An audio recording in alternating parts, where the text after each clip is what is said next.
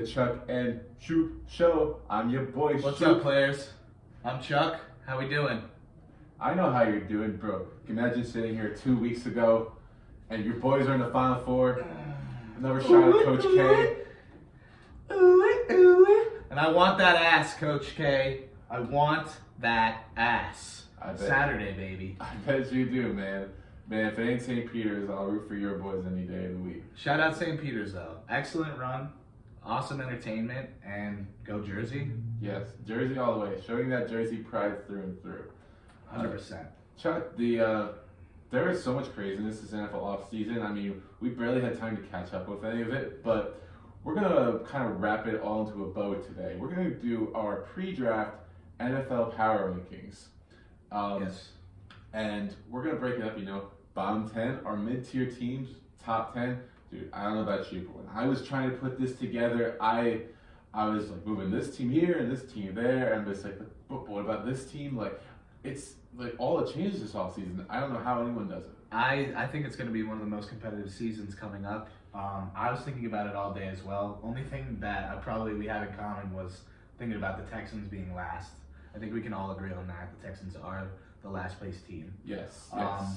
So going into our bottom 10, lister right here, I'll list a few things that stand out to me. Now, my bottom 3 teams, so talking about the Texans, young team, they're still in rebuilding phase. They finally have a first round pick this year. They got a long ways to go. Is Davis Mills the answer? Yeah, I mean, the Stanford man, Davis Mills. I mean, let's see if they give him another shot.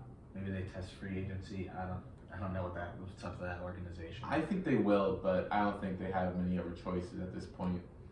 But looking at some of these other teams, I look at the Seahawks. I have them at number 30. I was gonna ask you about that. 30. So the Seahawks, unlike a lot of these teams who are either rebuilding a young quarterback, the Seahawks are actively trying to lose. They got rid of Russ and they cut Bobby Wagner, and this team was already pretty bad with those two guys there from the majority of the season, including Wagner and Russ playing like 10 games.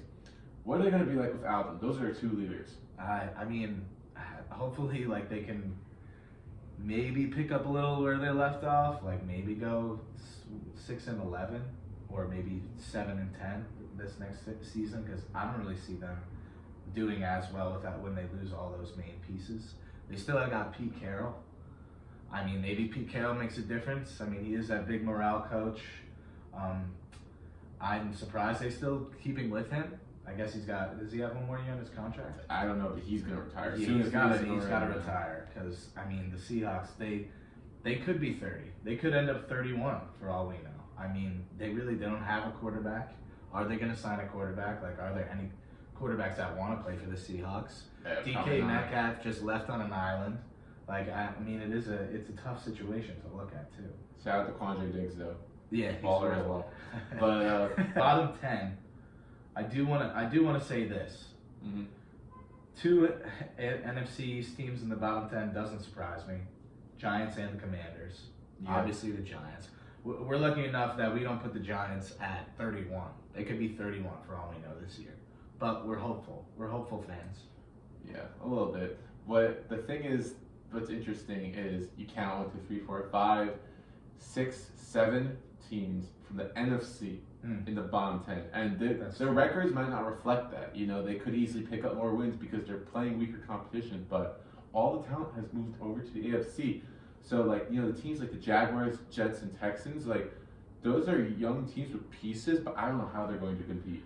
Yeah, Jaguars and Texans in the same division. I mean, maybe they can both share wins and losses off of that, but you're totally right. I don't know how they can compete with other AFC teams across the league, or even sniff a playoff race.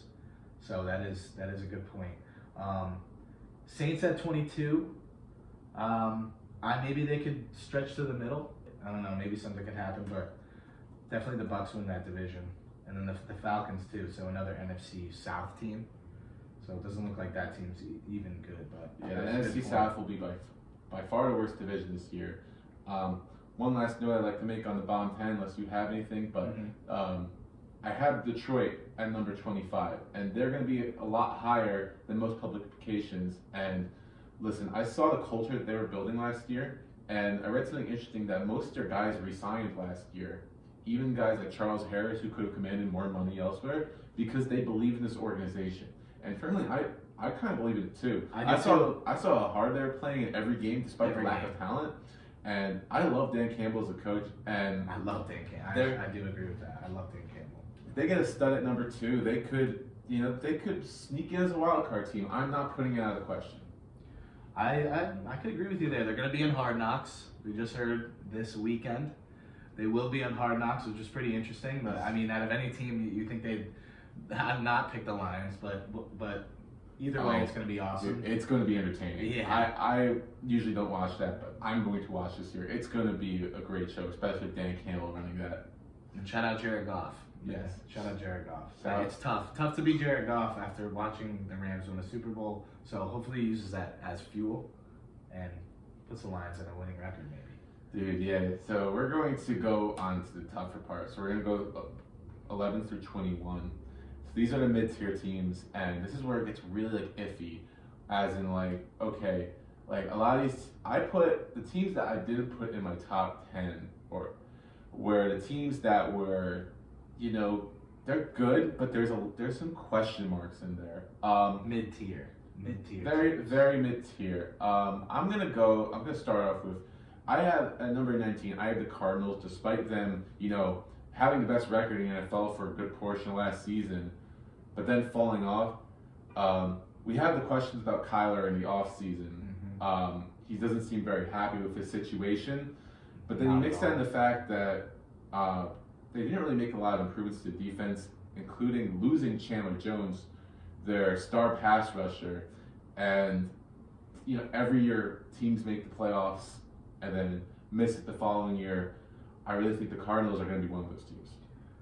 I could agree. Because I mean, just like you said, Kyler Murray being so difficult right now. I don't know what's going on with that. He's being a little midget. Yeah, literally the biggest midget out of all of them.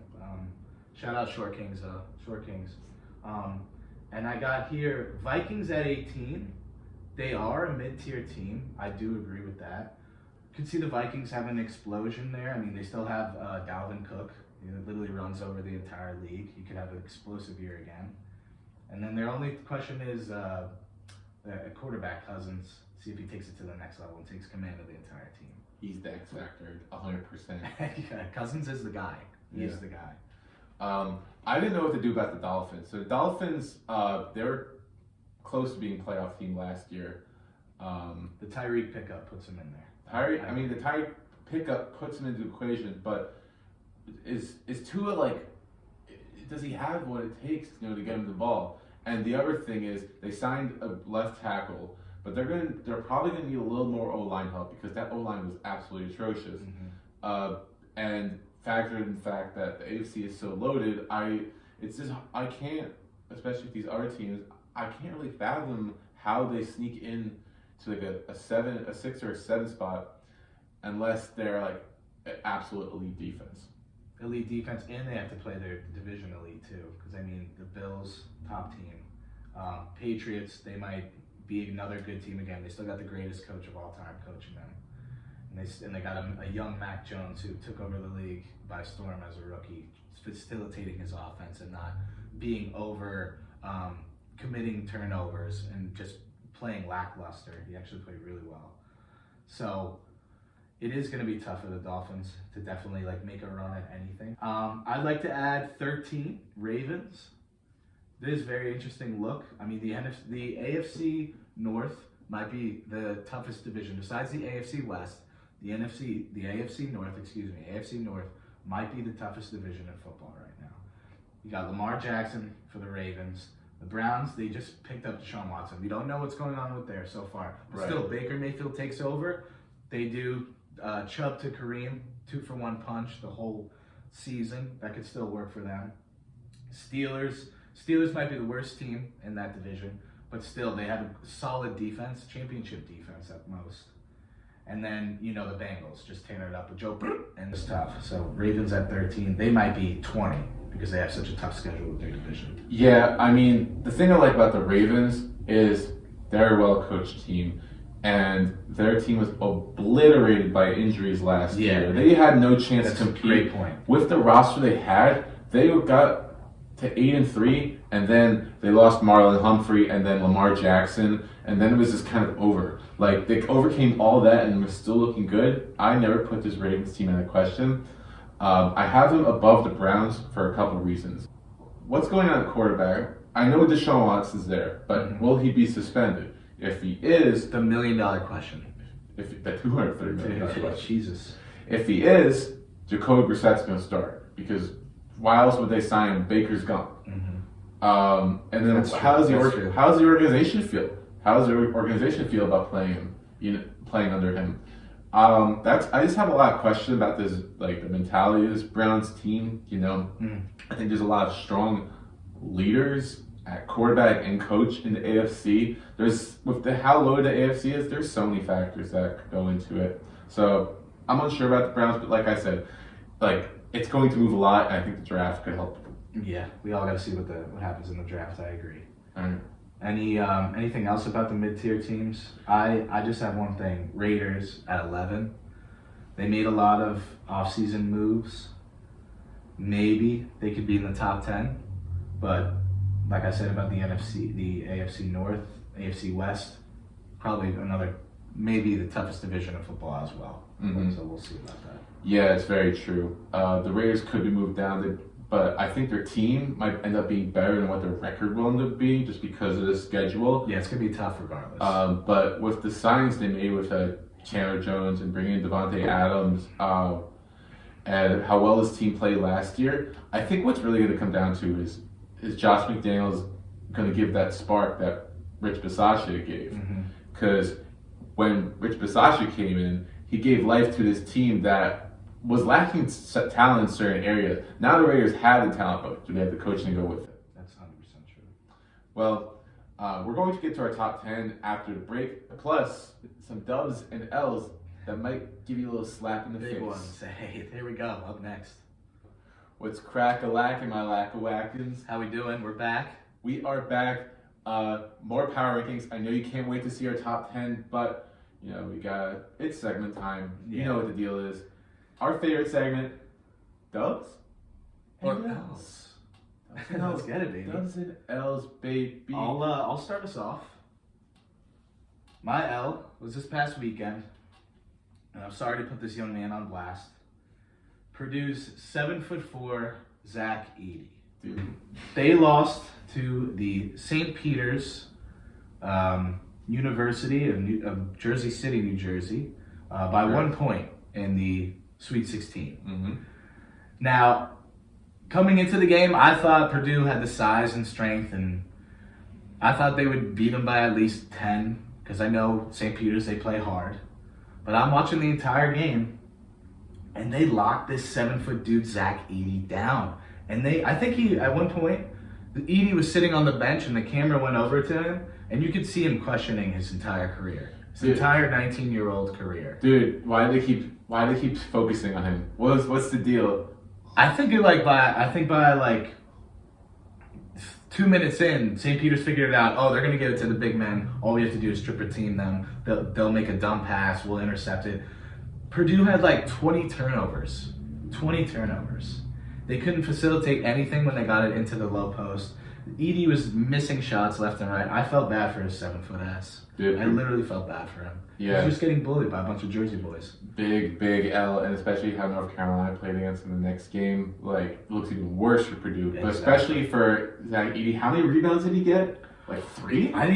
He barely had any. How is that even possible? I'd just be plucking balls out of the air. I don't know. I don't know right now how that happens. Listen, don't take this the wrong way, but I'm gonna give the L to women's tourney, and I could pretty much give this out every year. But listen, so there are these commercials. The disrespect. There are these commercials about how nobody's watching the women's tournament and that more people should. And I get what their point is. These ladies work very hard all season, and they deserve as much spotlight as the guys. But I agree. Look, if you don't know, the Final Four this year, 3 1 seeds and a 2 seed, UConn. Who would have guessed it? Who would have guessed it? It's so predictable. It's like anyone can fill out a bracket and get the Final Four correct. But this happens every single year. And that's why no one tunes into the tournament. I mean, cool, they got a 10 seed into the Elite 8, but like, we've had 11 seeds in the Final Four like multiple times. We had a 15 seed run all the way to the Elite 8.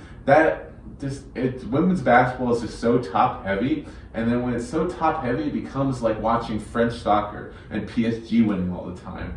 That's why nobody's watching. It's nothing to do with people don't want to watch the girls. It's there's no competition. The level of competition. I mean, it's always. I think that's always been the answer. Major. I feel like we should have filled out a bracket this year. And like, do they do brackets for NCAA women's tournament? Do you get like a prize? They do. You wouldn't know that because ESPN doesn't tell you. I want to know how many perfect brackets were filled out for the women's tournament. If there are any perfect brackets for the women's tournament, I would love to know if there are. Because I think there has to be one. Tell us in the comment section if you got your. Yeah, let us know. Please send us a DM us on Twitter. CHUCK&SCHUP LLC @ sign. I got you. Yes, sir. All right, man. So moving on to the dub section, I'm gonna go into a story about. I don't know if you saw this or not from the Celtics game, but Marcus Smart, he's inbounding the ball and he gets a punch from a little man right behind him. Yeah, who's that? Oh, that's Jason Tatum's son. Now, when I first saw this, I was like, why isn't this guy controlling his kid? But apparently, Jason Tatum's and Marcus Smart, him and his son are boys, essentially. Okay. So I saw that and I was like, oh, that's a cute moment. But, the dub goes to his son for a power move, Yeah. Just punching a player on the court, although not brutally, but and getting away with it. I mean, that kid's going to have memories, man, for a lifetime. Major dub for him. Oh, well, talking about hitting, that's funny you said something like that. Don't tell me, what is it going to be? I mean, I know everyone's been talking about it for the past 48 hours. Little altercation between Will Smith and Chris Rock at the Oscars. Probably the best thing the Oscars have ever had in their entertainment industry with the awards. I didn't know the Oscars was on. Exactly. I didn't know it was on last night either. My mom apparently was watching it, and I was like, what are you watching? She's like, the Oscars. And I'm like, oh, okay. Just went back to bed. Next thing I know, I wake up. Phone is absolutely blowing up. The radio is talking about it nonstop on my way to work. That Chris Rock took a slap punch from Will Smith. And when I watched the footage, I think Chris Rock absolutely took it like a beast. He took it like a man straight up. And you see in the video when Will Smith walks over, you can see Chris Rock kind of like lean in. He's like, oh, I'm about to get it. And that makes me kind of think, was it kind of scripted? It very well could be. I mean, it's got everyone talking about the Oscars, so it worked. But the fact that Chris Rock didn't even touch his face after, I don't know, it had to look like it hurt. It had to look like it hurt because Will Smith is 6'1". He's a big dude. That's a big dude. Chris Rock's like 5'10", 150. In a boxing match, Will Smith probably knocks him out. But right. Chris Rock took it like an absolute man on television. Just took the slap, didn't fight back anything. Knew he was on national television. I think Will Smith looks soft for doing that. Right. It's definitely an L for Will Smith, but definitely more of a dub. More of a dub, Chris Rock. Insane dub. And I probably, you know what happened right after? Will Smith probably got laid right after he did that too. So I hope you did. I hope you got laid. I really hope. I hope you got laid. But I would like to, besides the Chris Rock Will Smith incident, we'll be talking about this for months. I know everybody will. Definitely. I'd like to go on to something more heartwarming. Remember Christian Eriksen? Yeah. Played in a soccer. I forgot what team he was playing for. So he was playing for Denmark in the World Cup or the Euros and fainted on the pitch. I mean, he was successful at Tottenham, prominent soccer player. And it was a scary moment. He had to be lifted on a stretcher into the ambulance, and he was perfectly fine. About a year later, just heard on this past weekend, played for Denmark, and he's playing, and 2 minutes in, scores a goal. That is has to be an amazing feeling to go through what he went through and to come right back on the field, no fear, just pure perseverance to come back and score a goal 2 minutes into the game, the first game that he gets back. That's a great sign. That's an awesome sign. I love that. I think you put it perfectly. I mean, well deserving of an extra dub, and congrats to him.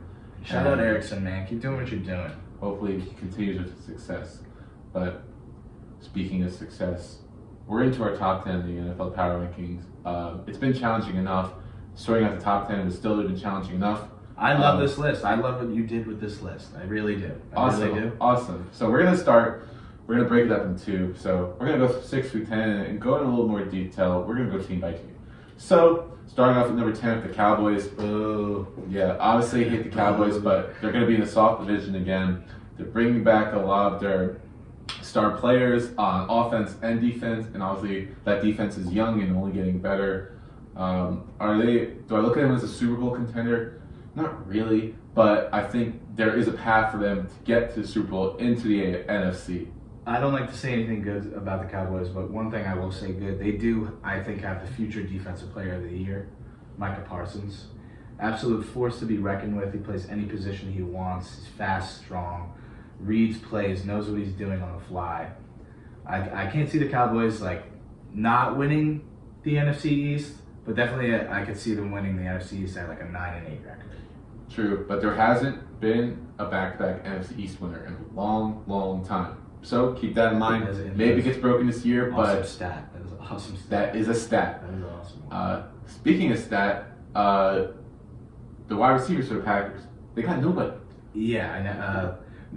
His boy, what the hell? Valdez Scantling is on my boys, the Chiefs. So they don't have him anymore. Who do they have? Allison Geronimo? Allison Geronimo? That sounds like a fake. Who are they going to throw to?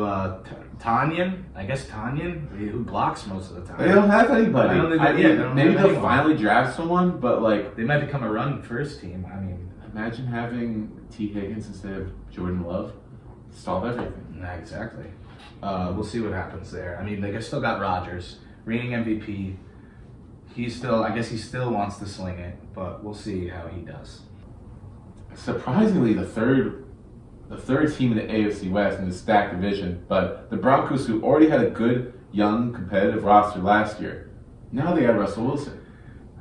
Where's the limit for them? So they went from bottom mid-tier, now they're at top tier with that move. I mean, I hope Russell Wilson's just excited as I am for this football season, because they're going to come to Arrowhead Stadium for the Chiefs, and they're definitely going to give them a run for their money, because the Broncos are 100% back. They have an astounding defense on the secondary. They have good, solid wide receiving core. Judy, Tim Patrick, Noah Fant, who just tears it up. He's fast as hell, and they run it too. They run it well, better than probably any team, because they got Melvin Gordon coming in, and then the other punch, the second-year man, Javonte Williams. He's going to be a beast. I love Javonte Williams. He might be one of my favorite players in the league. He's so electric, and he breaks tackles so easily. Exactly. So I'm excited to see him and how his offense worked. But they had so many rookies playing last year, filling in for both injuries, and there were spots open, and all those guys played pretty well for where they were. And now they get another year with the leadership of Russell Wilson. Exactly. I like the Broncos as a wild card this year. Yeah. The 49ers are next, and we know about the 49ers, the offense, they got the playmakers with Debo, Kittle, defense, Fred Warner, Trey Sermon's going to come back from Sermon. I hope he has a good year, but the 49ers could really be anywhere within that 2 to 15 range. It really depends on what goes on at quarterback. So we know Trey Lance, they believe in him, and I think he's got potential for a blow-up season this year. But, he's still inexperienced. He should be their guy. He should be their guy. What's going on with Jimmy G? He has been moved. He could still be the starter. So there's a lot of flux there. Hot take. He was on a Subway commercial. Jimmy G. Yeah, recently, Subway commercial. Maybe they're gonna give him a contract. 49ers, I don't know. Hopefully, give one of the porn stars one too. Yeah, because it's 2-for-1 deal with him. Handsome ass. Yes, Chiefs fans won't be loving where we rank them. We rank them all the way down at number 6, but the Mahomes contract is finally starting to show its effects because they had to deal Tyreek Hill away, and especially in a tough division and conference, like we can't take their best losing their best weapon, along with Kelsey, getting a year older. Like, what's Mahomes gonna be like without elite weapons at his disposal? We've never seen it. Yeah, it's a lot on Mahomes' shoulders. The defense too with the Chiefs, like they gotta sign some corners. They lost Davius Ward. Hoping they sign Tyrann Mathieu to a big contract, or at least give him something, maybe a franchise tag. But we'll see. We'll see what the Chiefs do down the stretch, because I am worried about them. I'm cool with this ranking right here, but I am worried about them, how stacked that division is. Yes. So when I thought about the teams that I wanted to put in the top 5, I was thinking, okay, a lot of these teams 6 and below, they got some holes, but I look at these teams in the top 5 and I really don't see too many holes. And I'll start with the Bengals. The previous year's Super Bowl loser never really tends to do that well the following season. But what the Bengals did that other teams may not have done is the Bengals immediately retooled their weakest position group. They signed 3 free agent offensive linemen, 3 very good ones, including Alex Kappa from the Bucks, which will hurt the Bucks in return. He's great. He's actually really good. But yeah, the Bengals, that was their weakness last year. That was their weakness last year, and they totally fixed that issue. So, young team coming back, maybe they overachieved a little bit, but I still think this is the team, the AFC North, to beat. Oh, I definitely agree. I think they take the AFC North. Just their secondary is phenomenal. I just definitely have questions about their up front, to see how they do, if they can do that consistent as well as they did last year. But my pick for the AFC North is definitely the Bengals. I agree. Yes, my pick for the AFC West in this tough division, I have the Chargers vaulting up to number 4. Big signings this year with J.C. Jackson, Khalil Mack. Insane signings. Their defense is going to be lights out. So I'm worried what Mahomes can do, what Andy Reid can figure out how to maneuver that defense. But it's all about the coaching and winning in tight games. The Chargers have all the talent in the world this year. There's literally no excuse. Honestly, if the Chargers miss the playoffs somehow this year, Brandon Staley's gone. I agree. They can't keep him. And hopefully they get some fans in the stadium, because apparently at Chargers games there's no Chargers fans that show up. Can we get a bus from San Diego and bus them up to LA or something? They just signed Khalil Mack. The stadium better be packed first time it's a home game. Really, they better start showing out like the Rams, who exactly are our number 3 team, the defending Super Bowl champs. A little weaker this year because they lost Robert Woods and Odell Beckham will be playing, so it hurts their offense a little bit. I mean, it doesn't really hurt a whole ton. Plus, they lose Von Miller, which was a part of the Super Bowl team. Yeah. But the core is still there. Yes. They'll have Jordan Fuller coming back healthy, who really turned it up last year before his injury. They'll have all their backs back. And just run the ball if they want. Really, it comes down to Matthew Stafford, Cooper Kupp, Aaron Donald. You got those 3 guys, you have a chance for a Super Bowl, especially 100%. In the not as good NFC. And Jalen Ramsey, ready to rock. Forgot about him, man. Yeah, the Rams are still stacked. So would you be mad with a LA Super Bowl? Would I be mad? Oh, I'd be absolutely astounded. I would love to see that, an LA Super Bowl. That'd be pretty cool. But I'd probably be a little salty there because it's the Chargers. As long as it's not another Patriots versus NFC East. Yeah, and as long as Tom Brady's not in the Super Bowl, I'm chilling. I'm good with any Super Bowl. No Tom Brady, no Cowboys, none of that bullshit. I'm sure we're all tired of it. So going into the top 2. Speaking of Brady, I mean, the Bucks wouldn't be up here without him. There'd probably be more. They could have been all the way down 20, but then Brady comes back and it immediately changes. Even with Chris Godwin's questionable health, and they lost a couple key players. So even with the Bucs losing a few key players, if Brady, a lot of those key defensive players, including Vita Vea, who I think is their most important guy, Devin White, Mike Evans, David. Easy NFC South. Easy NFC South. No reason to think they can't represent the NFC, especially, I gotta feel like if Brady decided to come back, he's gotta have a little hunger in him. Yeah, he's not gonna not make the playoffs. He's gonna come back. So I do agree that he'll take it by storm. He will, but I have to put the Bills at number one with the Von Miller signing. I know he's older, but he still played at an elite level last year, and this team is hungry. I mean, the core is still together. The coaching's there, quarterback's there, defense is absolutely amazing. They got the playmakers. Everything is clicking for the Bills, and they have all the motivation because they haven't gotten to where they wanted to be yet. They were so close versus the Chiefs last year. So close. Would you agree that the Bills are the best team in the NFL right now? I hate agreeing, but yeah, I think they are. They are the complete team. They're gonna have everyone's coming back that was injured last year. They have again not the toughest division coming forward that they have to play against. They could just easily win that by storm. Josh Allen's an absolute beast. He knows what he's doing now. He's a full season vet. I think they are. I think the Bills are the team, the Super Bowl favorite team as of right now. And I think what will be a big factor is who gets the one seed in the AFC. And the Bills are good enough, to hang with those elite teams, but they have an easier schedule than those AFC North and AFC West teams, where a win or two there, playing the Jets and the Patriots, who I think they're much better than, and I still think they're much better than the Dolphins too.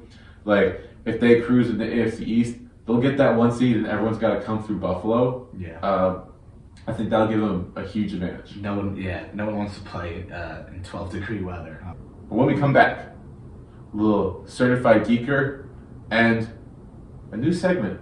Yeah, a little segment to get you going. End it off right. You guys like surprises, don't you?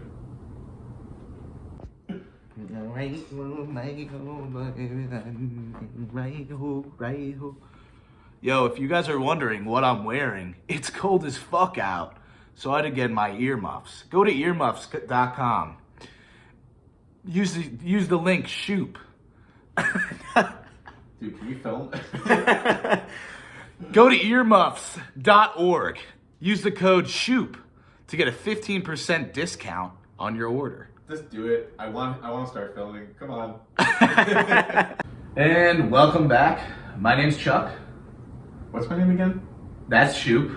Right. And now we're going to go in with one of our segments, Certified Geeker. And I'll start us off. Mm-hmm. My geeker for this week, with recent news that came up today, I'd like to say my geeker is the NFL changing the overtime rules. Now, I say it's a geeker because, in my opinion, I feel like the overtime rules don't need to be touched. I think that the overtime rules, like in the NFL, they're perfect the way it is. You can't make it college. I feel like if you make it like college rules on the 25 and in, NFL teams will just keep shooting back and forth. And you're already tired by the end of the game. Best thing you can do is you're just going to see teams running power at each other and overpower each other. Or it's like field goal trade. Like a college football game, they're not professional, so someone's going to mess up. There could be two pros on the 25-yard line just exchanging field goals the whole time, and their kickers won't miss because they're professionals. Now, what they were saying this week, today, the owners were all talking, and they were explaining that they would change the NFL overtime rule to, in the playoffs, that it would change to each team gets two possessions, or each team gets a possession, I mean. So 2 whole possessions in overtime. So we go back to the Bills-Chiefs game. So the Chiefs just scored right there. Now we're in next year's playoffs. So the Bills will get another chance. They get a possession to go down and score. Right. You get a possession. Now, I don't know I didn't read too far into it, what happens if it's a field goal or something, but I'm guessing you have to match the other person's points to keep going. Sense. Obviously makes sense. But I think you should just keep it the way it is. You could just get the ball, to start the overtime, and you score right away, right? And then they score, and then you get the ball again and you score, and people will still talk about how if they got it last, they would have won. The same thing with the Bills and Chiefs. Whoever got that ball in overtime is going to win. So why don't we just settle in overtime, I know everybody wants a chance and stuff, but isn't that what we put the time limits for on the quarters? Right. You get a certain amount of time to score those points. You didn't score those points, we're going to overtime. We got to settle this. We can't just be you get a chance now. Oh, you get a chance. What is that? I don't think that's good competition, honestly. What do you think? I have my certified geeker, but I'm going to make it you. Yeah. You know why? Why? Listen, NFL fans do this all the time, where it's just they complain about the rules, and then it gets changed, and then they're not happy about it. But my final note on this, because I'm going to be watching the games no matter what. I'm going to complain about something. So as am I. It doesn't bother me that much, but I just find it funny. NFL fans every season will get up in arms about something that happened in the playoffs. For example, remember the pass interference call? What did the NFL do the next season? They challenged pass interferences, and that was a debacle. 1% of them got called. So it was a whole waste of time, and they changed it back, and they said, "Fuck you, we're keeping this anyway." But that's a whole nother story. I agree with you, but half. Same here. But half. Okay. Just because he called me a geeker. He's short. That's the joke. Short Kings, baby. Where we at? You know how we do. Where are we at, Charlie? Don't we got a new segment? Yes, we do. It's called the Gauntlet. Oh boy. Now, I'm going to go a minute on the timer, and I'm just going to rattle off a bunch of questions. It's time to fire away. Here comes the Gauntlet. So, let me just get set up right here. Let me get my questions. And your time starts now. Okay. If you had to fight any non-sports figure, alive or dead, who would it be? The dwarf from Game of Thrones. All right, cool. I like that. Easy. All right. Now, if you had to party with any non-sports player, alive or dead, who would it be with? So you're going out on the town. Does The Rock count? Yeah, The Rock definitely counts. I'm getting free drinks all night, and shit, if someone else tries to find me, not that dwarf looking motherfucker, but The Rock, yeah, he's got me. The Rock's in. Okay, ranch or blue cheese? Neither. Plain, baby. Plain? Okay, fearless. Fried chicken or buffalo wings? Buffalo wings. Buffalo wings, no ranch, no blue cheese. No ranch, no blue cheese. Only hot. I love it. Okay. Favorite cereal? Ooh, Lucky Charms. Lucky Charms, good one. Okay, it's 4th and goal, and you're down by 4 points. You need to score a touchdown. What play are you running? What yard line are we at? You're on the 1 yard line on the 4th. The 1 yard line, time's up. But what would you do? Fade to Mike Evans. Fade to Mike Evans. All right, I love it. Me, I would have done play action. Fullback's always open in the flat. No one ever covers the fullback. Boom, just dump it to him. Or, one of those plays where you get under, and the ref goes, 64 is signed in as eligible. And then Manning takes a snap, play action, and then there's just a tackle by the goalpost, and he's wide open. Little fat guy touchdown. He catches it, falls over, and everybody, it's a party in the end zone. So that's great. I love that. I hope you're having fun, but I'm having so much fun. This ain't your Gauntlet, bro. Anyway, thank you for joining us, breathing the fire with us. I hope you enjoyed the show.